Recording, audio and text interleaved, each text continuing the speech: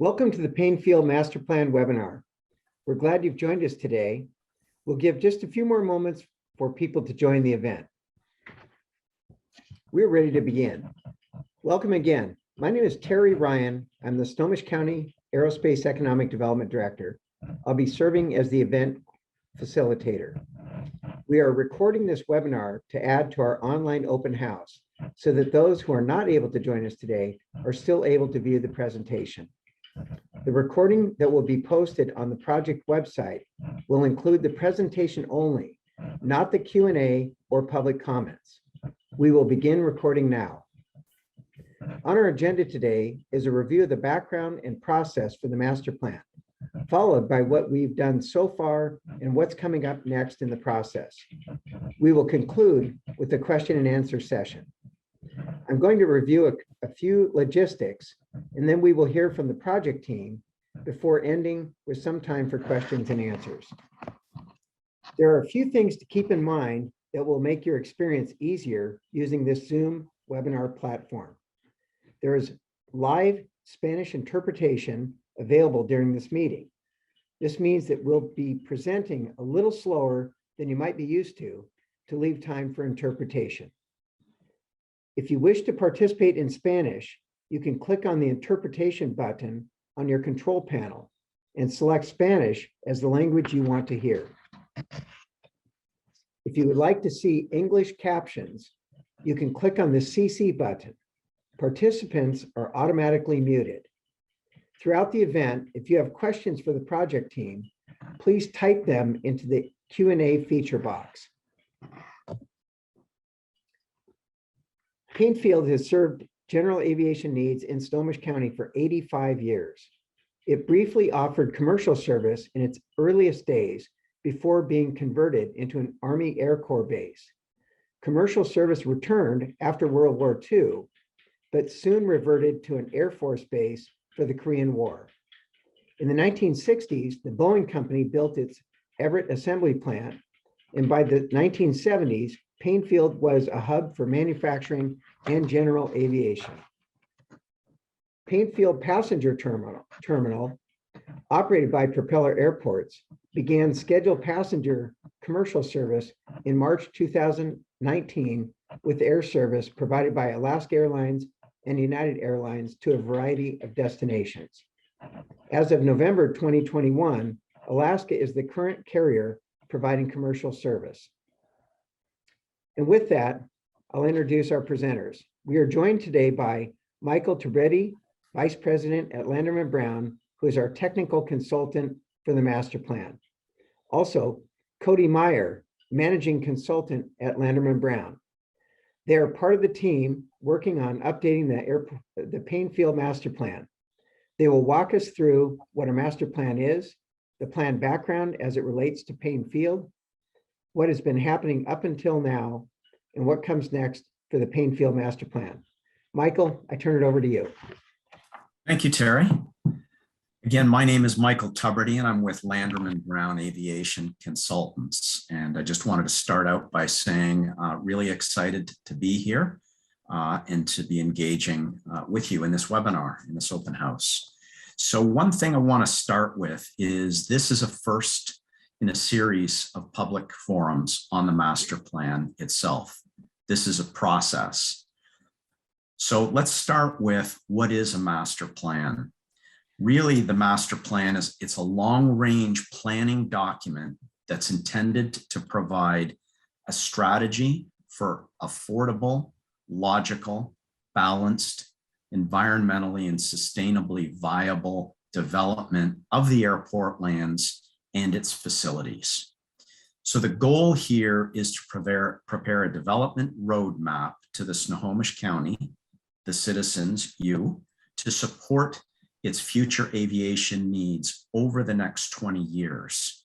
So the master plan is intended to meet both the needs of you, the county, while also meeting the requirements of the FAA. So this is also an update to the master plan that was adopted back in December of 2002 by the Snohomish County Council a long time ago. Typically, master plans are updated every 5 years. Next slide, please. So one of the things we want to ask ourselves is, why is there a need for an updated master plan? The primary purpose is, since it's been 20 years since the last master plan, a lot has changed. There's been significant growth that have occurred both in the region and at the airport since then. And again, the updated development roadmap, the strategy for the airport, is intended to identify the specific facility needs over time, their costs, and really their funding sources. So one of the things we want to explore a little bit is the idea of the update to the master plan and demand, and the impacts that demand has at the airport. We know that demand is growing in the Puget Sound region. It's the area in which Paine Field customers have lived, and more than 500,000 people have been added to the population between 2009 and 2019. We know that population is continuing to see growth, and we know that the need for development at Paine Field is expected to continue on and really must meet your needs in the long term. And so when we start to think about that demand, how is that demand manifest itself? What does it look like? And a lot of that will include rehabilitation of existing facilities, but it will also include, in part, expansion of other parts of the airport facilities. So let's talk a little bit about how the airport is changing. We know Boeing is the major employer at the airport and in the region. It employs approximately 30,000 people. We know there's changes ongoing with Boeing and its business. And pandemic aside, the airport is growing and will continue in a manner that is greater than other airports around the country. Advances in aviation technology have brought new players to the aviation manufacturing industry, with leaders in electric aviation like magniX and Eviation locating in Snohomish County. The impacts of Boeing, as well as other general aviation businesses, were analyzed when we started to look at the forecasts and the future traffic demand at the airport.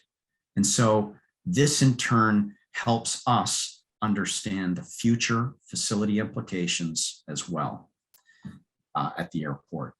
One of the things that's clearly got to be addressed is the issue of SeaTac, the Seattle-Tacoma International Airport. There's been a number of recent studies that have indicated that demand at that airport will start rubbing up against the existing capacity. So it's likely that SeaTac, will reach capacity during the next 20 years unless major facility improvements are undertaken. The other aspect is, since 2019, prior to the pandemic, passenger activity began through propeller at the airport. And we know that Paine Field is likely to attract additional passenger service, as well as potentially cargo activity and others as SeaTac becomes more crowded. Next slide, please. So one of the things that's important here is to talk about who is involved, who will be involved in your master plan. The community, you, play a critical role in this process.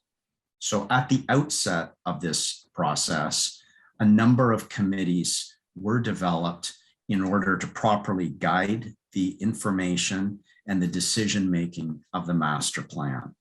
Snohomish County residents, government agencies, chambers of commerce, civic groups, environmental organizations, business leaders, and general aviation users are all part of this process, including the Airport Commission, and will continue to be throughout the process of the master plan.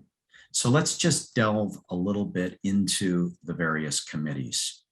What you see on the screen before you are 3 committees that are integrally involved in the process of guiding and steering this process. The steering committee includes members from Paine Field, the airport itself, the Port of Everett, and other business leaders. And their objective is to guide the county's goals and priorities for the airport. The next committee is the Stakeholder Committee. The Stakeholder Committee includes a variety, particularly of stakeholders on airport, but off airport, major tenants, local businesses, general aviation users, representatives from the community, as well as technical experts. The last committee is what we call the Technical Committee, and that provides input and review of the technical documentation. And this group consists of senior airport staff as well as the consulting team. So that is who is involved. And as I indicated at the outset, the community will continue to play a critical role at key junctures throughout this process. Next slide, please. So let's talk a little bit more about the process, including the schedule. Part of the process so when we start, the master plan was previously adopted back in 2002, so almost 20 years ago. We began this process in early 2021. And the process will be concluded sometime during the spring of 2023.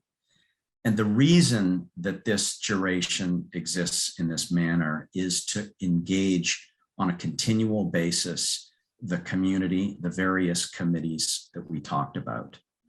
So early in 2021, this year, we began with the development and update of the inventory of the existing facilities. Again, a lot has changed since 2002.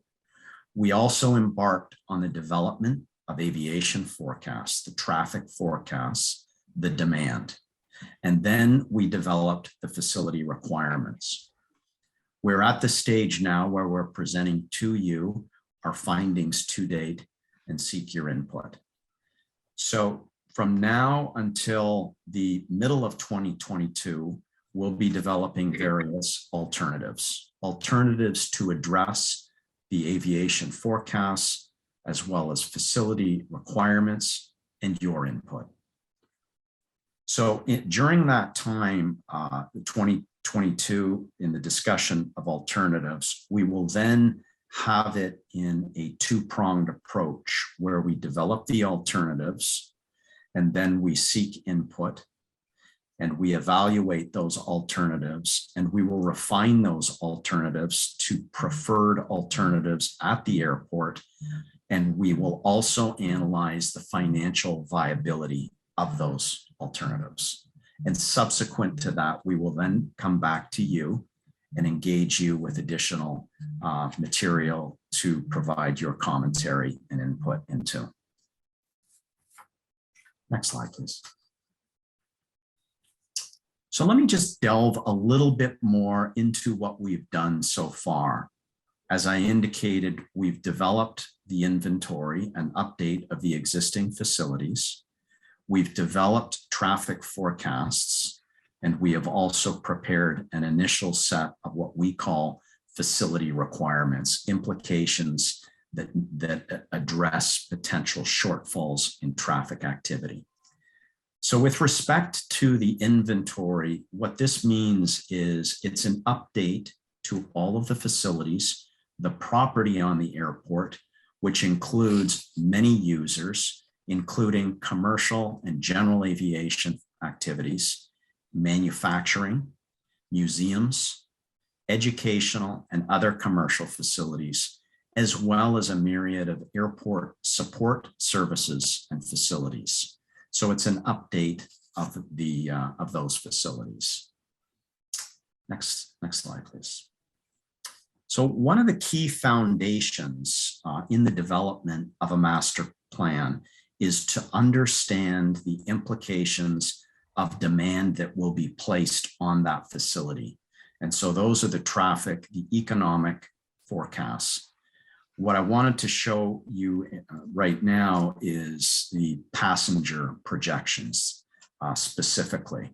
And so you will see in this chart a series of 3 lines which indicate where traffic was in 2019 pre-pandemic. So the total passenger numbers at that time were approximately 1 million passengers that used the propeller terminal facility. Obviously, when the pandemic hit, it tanked almost to 0, and then it has rebounded substantially. Of note is when we prepared the traffic forecast, we did so after the pandemic, in a sense, began. So we had some understanding of where that traffic had been. And so we prepared these in the middle part of this year. So what we're suggesting is that in the next 20 years, it's forecast to grow to approximately 4.3 million passengers by the time 2040 comes around, compared to 1 million in 2019. You will see a slight bit of an exponential growth as we hit the post-2030s.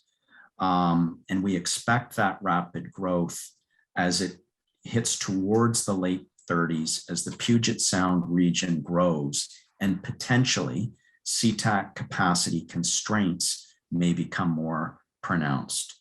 So as traffic continues to grow at the airport, we know that the existing facilities will need to be improved, modernized, and potentially expanded. So one of the key things to note here is factors such as traffic demand and the peak volumes of activity are really the key drivers that are placing impacts onto the facilities.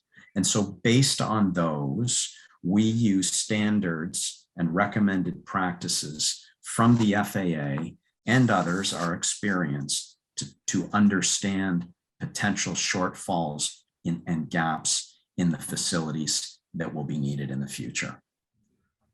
Next slide, please. So when we start to think about facility requirements, we break it down into multiple categories. We think in terms of what are the facility requirements on the airfield system, including runways, taxiways, and aprons. We know that over time, there will not be a need for any additional runways. However, we do know that the airfield system will need to be improved from an operational standpoint. And so that may mean improving taxiway exits and rehabilitating various airfield pavements. We believe there's going to be a need to expand de-icing facilities, but we know that the runway systems themselves will be adequate to accommodate future demand. In terms of access roads to and from the airport, and specifically the passenger terminal, we know that there is going to be an additional burden of passengers, again, 4.3 million over a year in 2040 compared to roughly 1 million in 2019. There will be additional burden on the road capacity to the airport as well as on airport. We also know, and when we think in terms of this plan, are going to coordinate with transit access and a link with light rail access as well. When we start to think about corporate and private hangars, again, when we do the traffic forecasts, we have broken those down into an understanding of how that will grow and the potential additional need for facilities related to corporate and private general aviation facilities. Then when we start to think about passenger terminal, we've got, as I indicated, roughly 1 million passengers pre-pandemic, not there yet, post-pandemic, but on a quick rise, that the existing terminal will not be able to accommodate future demand. Now, while that is not a county-owned facility, it's propellers, there will still be a need to potentially, if so desired, to expand that footprint to enable additional facilities of passenger activity on that land. So we will need to allocate future land for potential terminal expansion. And then we start to also consider air cargo facilities and possible expansion to that, and support facilities as well. So all of those are identified as potential gaps in order to meet the future demand placed on the airport. Next slide, please. So those are the 3 areas where we have completed our collective analysis. And so what's next on the horizon? The next piece on the horizon is, after the facility requirements, we will begin to develop alternatives in order to address these potential shortfalls, and the various facility requirements and alternatives will need to be subjected to evaluation criteria. And we will come back to you with those for your input. But as we think ahead, an example of evaluation criteria on all of these facilities, first of which will need to be, do the alternatives meet the forecast demand? Are there environmental issues associated with these alternatives that should be addressed? Do these alternatives address future expansion capabilities? Are they also operationally safe and efficient? Are all of the alternatives, and potentially to what degree, disruptive to the existing infrastructure? What are the costs of these alternatives, and are they financially affordable? That is just an initial filter, if you will, a list of criteria. It's not complete, it's not conclusive, but it will be the initial filter against which we put these alternatives. And we will seek, your input and commentary in order to properly guide the evaluation of those alternatives. The other key thing on this as well is that the facility improvements will be phased over the 20-year timeline. Again, the master plan is a 20-year document, 2020 in a sense, 2021 to 2040, 2041. And we will have snapshots in time of what the development will be required over that period of time. This will be a tool that the county uses in allocating resources and any necessary funds required to implement these much needed projects. And the output of all of this will be a detailed development document.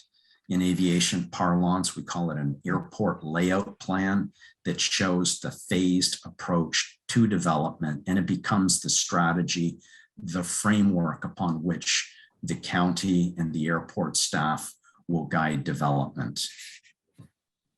Next slide, please. So at the conclusion of the master plan, what's next? What happens, and what does the county do with this? The master plan is meant to be a dynamic document.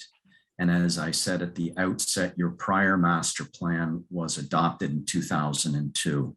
It's important to update a master plan approximately every 5 years in order to make sure that the roadmap, the strategy is still intact, is still important, and is still properly phased, et cetera.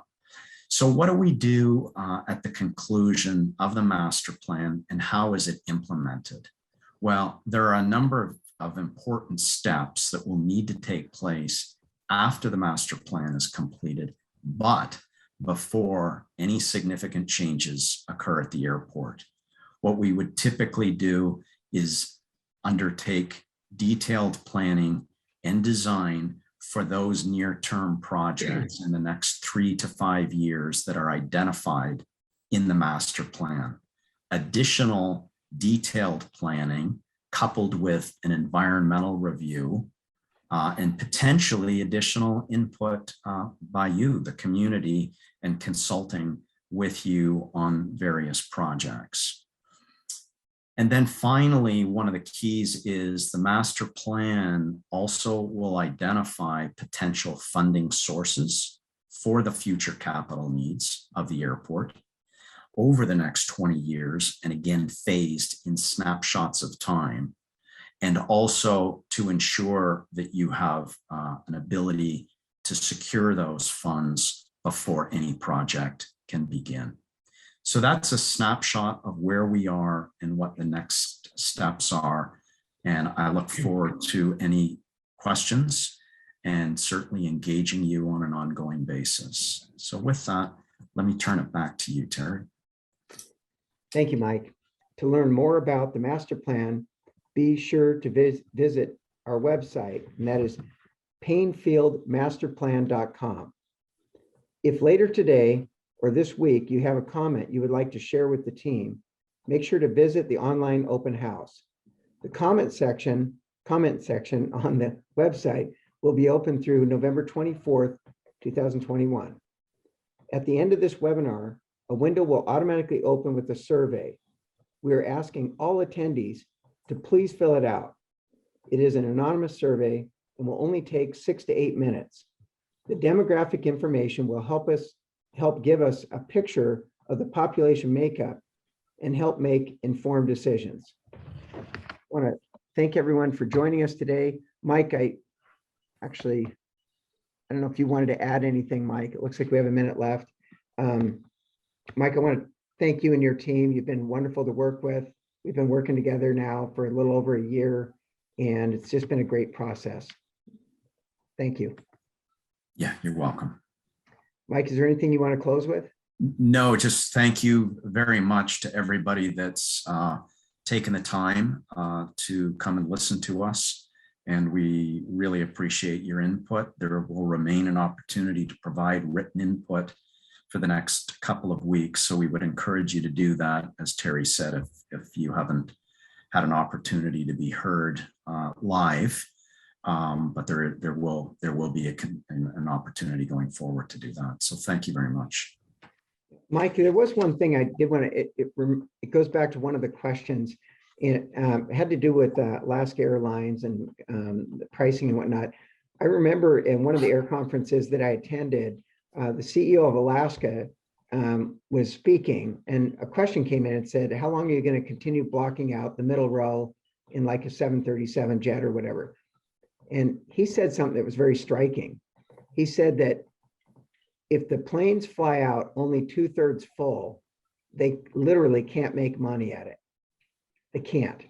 And so everything it's kind of supply and demand. And he wasn't addressing Paine Field directly, but that's a pretty telling number, that if any plane is only 2/3 full, the airline can't make money on that flight. So I hope that gives some context to the person that asked the question. Again, thank you very much. And please visit our online open house. It's open 24 hours a day through November 24th. We want to get as many questions and comments as possible. Thank you very much for attending today.